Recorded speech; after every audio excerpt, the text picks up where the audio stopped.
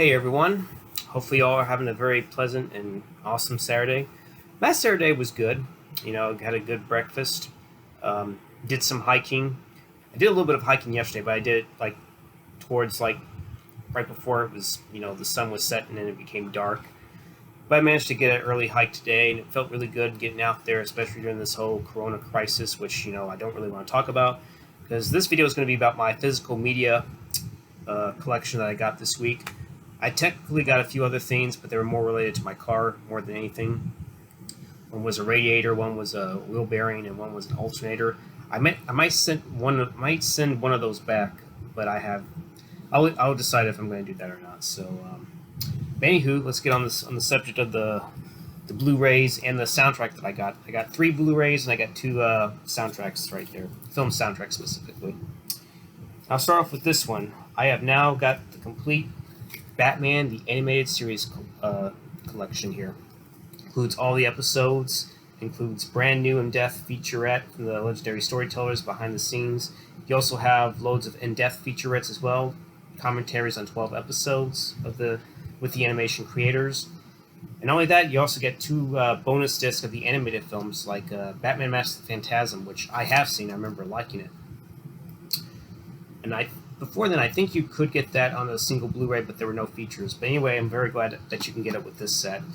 And you also have another film as well, too. You have Batman and Mr. Freeze Sub-Zero, which I have yet to see it. I think I've heard it was good, but anyway you slice it, I'm very glad to have this. I remember growing up on this show, and I think that was really the only DC show I used to watch a lot, and then I somehow lost interest in it for whatever reason, but I think I remember watching a few Superman episodes or something, but not a whole lot.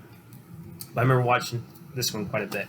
This was another show I liked watching. Besides Ninja Turtles, X-Men, or Spider-Man. Anyway, Slice, I'm very glad to have this.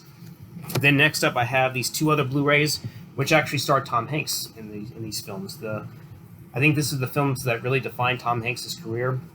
You can technically say that I guess Philadelphia was definitely the start for him. But these movies really defined his career from there on out in the mid-90s. I'll start off with this one, and that's Forrest Gump, the 25th anniversary Blu-ray. Apparently, it says right here it's newly remastered Blu-ray, which is cool. If it's remastered even better than the previous Blu-ray, hopefully it maintains that good standard. You also have plus over 3 hours of bonus content featuring the complete original release special features. Sorry about that. Can't talk, but yeah, I'm very glad to have this because you have very good performance. You have very I'm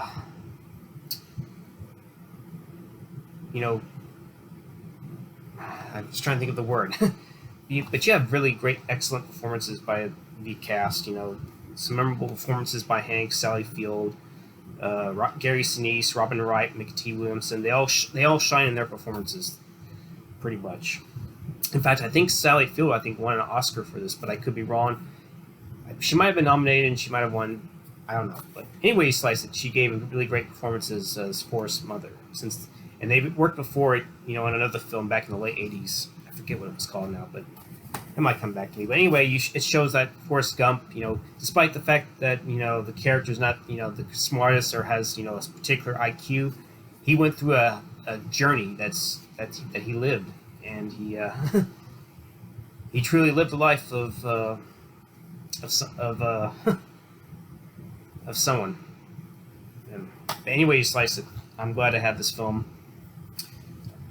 I can see why Tom Hanks, really started to show that he can flex his acting and dramatic chops as well. So then you have this film here that he did right after that, and that's the Apollo 13, the real life drama that happened back in the late 60s.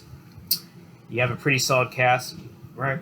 You have another pretty excellent cast, I would say. You have not only do you have Tom Hanks, you have Kevin Bacon, you have Bill Paxton, you have Gary Sinise, who he worked with, who Tom Hanks worked with in Forrest Gump. You also have Ed Harris, and you have Kathleen Quinlan, scored by the late James Horner. The Blu-ray itself has a good amount of features on here, talking about the process of making the film, conversation with the director, Ron Howard. So yeah, very glad to have this since I never really had it on DVD. I think I had this one on VHS, but I'm very glad to have this, especially since the picture quality is supposed to be pretty good on this one. I think this is just a little separate art here, I think. No, I think I might be wrong. Kind of weird how they decided to do the art. I kind of like the poster art where you actually see the spaceship and the moon. So, but anyways, glad I got this movie. It's worth it. And now I'm going to talk about the film soundtracks that I got here. This one I think I've shown a few of these Blu-rays and DVDs, and not DVDs, but the Blu-rays and the soundtracks on here. But I don't know if everyone watched them. And this one I'm going to show off. This one's the Predator 2 soundtrack, which I got. And I only paid, I think, 30 and change for this. It was definitely over $30. I don't remember specifically what the price was. I think it was 35 or 37. I don't remember. But anyway, that's better than paying for the deluxe soundtrack of Predator 2, which, you know, is a pretty good soundtrack itself, but it's way overpriced. For a brand new copy, I think it's like 120 something, I think, for a brand new copy. No, I take it back. Now that I think about it, I think it was 140 for a brand new copy. You can make an offer for it, but they're probably going to want over $100, and that's just extremely ridiculous. Even for a pre-owned copy of that deluxe edition of Predator 2, someone wanted over $100 for it. That's ridiculous pricing, if you ask me. Thankfully, I got this one. It was the last copy. It was around 30 and change. It seemed like a no-brainer. I figured, you know what, I might as well get it. I mean, it may not contain almost the same amount of tracks as the deluxe edition, because it definitely has a lot more, but at least it has a little bit more tracks than the previous album that came out in 1990. So, because the film itself came out in 1990. Alan Silvestri, I'm glad to have this. It's a very underrated score by him. You know, he did the first one. I think he had introduced some new themes while maintaining some of the main themes of the Predator, you know, like the main theme and then the end credits, style. But anyway, slice it. Very glad to have it for the price. I was not going to pay over $100 for the other ones. But speaking of the deluxe edition, you can find that deluxe edition of Predator 2 on YouTube. I may mention that in my other video, but you can definitely find it on there instead of having to pay a shitload of money and costing you an arm and leg for it. So yeah. Next up here is the soundtrack that actually arrived today.